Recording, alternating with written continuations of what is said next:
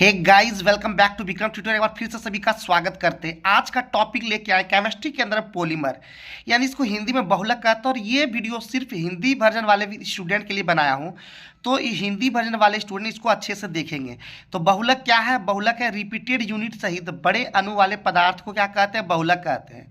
यानी repeated unit क्या होता है? तो रिपीटेड यूनिट को ही कहते हैं मोनोमर, यानी मोनोमर को हिंदी में एकलक भी कहा जाता है। अब जैसे एग्जाम्पल के लिए बताया हूँ NCH2 डबल बॉन्ड CH2, यानी CH2 डबल बॉन्ड CH2 को कहते हैं इथीन, इसको मोनोमर कहते हैं। और इसका N मॉलिक्यूल का जब बहुलीकरण कराते हैं तो बन जाता है पॉलीथीन, यानी पॉलीथीन एक बहुलक है।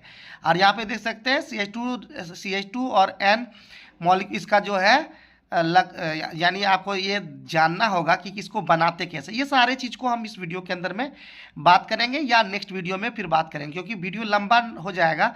तो कम समय में जितना ज़्यादा हो पाएगा मैं बताने का प्रयास करूँगा। अब इथिन क्या है? एक मोनोमर है। और पॉलीथीन क्या है? पॉलीमर है। यानी अगर पूछेगा पॉलीथीन का एकलक लिखे तो इथिन हो जाएगा, उसका स्ट्रक्चर लिखे तो स्ट्रक्चर हो जाएगा CH2 डबल बॉन्ड CH2। और इसको आगे वीडियो में डिफाइन भी, इसको डिस्क्राइब भी किया हूँ। अब है दूसरा पॉइंट, बहुलीकरण। ये जानना जरूरी है कि बहुलीकरण है क्या। आखिर बहुलीकरण से बहुलक बना, तो बहुलीकरण होता क्या है?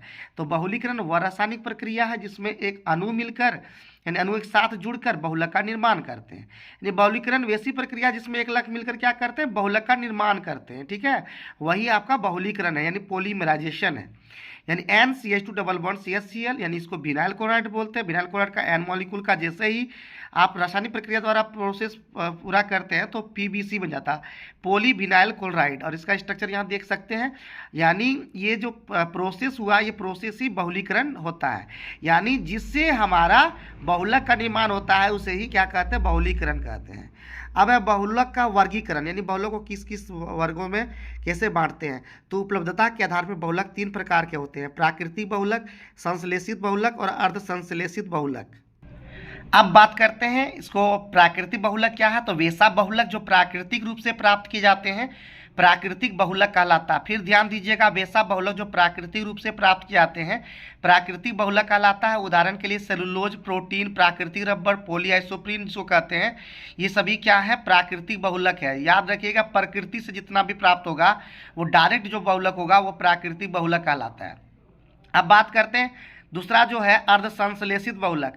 वैसा बहुलक प्रकृति से तो व्युत्पन्न होता है, नहीं प्राप्त होता है, लेकिन उनकी गुणवत्ता बढ़ाने के लिए रासायनिक प्रक्रिया द्वारा बनाया जाता है। उसे हम लोग क्या कहते हैं? अर्ध संश्लेषित बहुलक कहते हैं। जैसे उदाहरण के लिए रेयन जो होता है, सेलुलोज एसीटेट जिसको कहते हैं, रेयन क्या है?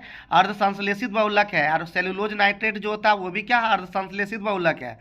अब लास्ट है सिंथेटिक बहुलक, जिसको संश्लेषित बहुलक कहते हैं हिंदी में। वैसा बहुलक जो कृत्रिम रूप से तैयार किया जाता है उसे संश्लेषित बहुलक कहते हैं। जैसे उदाहरण के लिए नायलॉन 6, पॉलीथीन, PVC, ये सभी जो है क्या है? संश्लेषित बहुलक है। और आज के वीडियो में इतना ही। फिर नेक्स्ट वीडियो में इसी तरह के ज़बरदस्त चीज़ें लेके आएंगे। और जहाँ पे भी आपको दिक्कत होगा बहुलक के अंदर में, आप कमेंट बॉक्स में बताएंगे, मैं उसको और भी बेहतर ढंग से नेक्स्ट वीडियो में लाने का प्रयास करूँगा। तो आपके कमेंट का इंतजार रहेगा। आप लोग प्यारा प्यारा कमेंट कीजिए, अपने प्रॉब्लम को बताइए और लगातार विक्रम ट्यूटोरियल से जुड़े रहे, क्योंकि एक बार ठान ले कुछ करने का, नहीं रुक जाने का। धन्यवाद।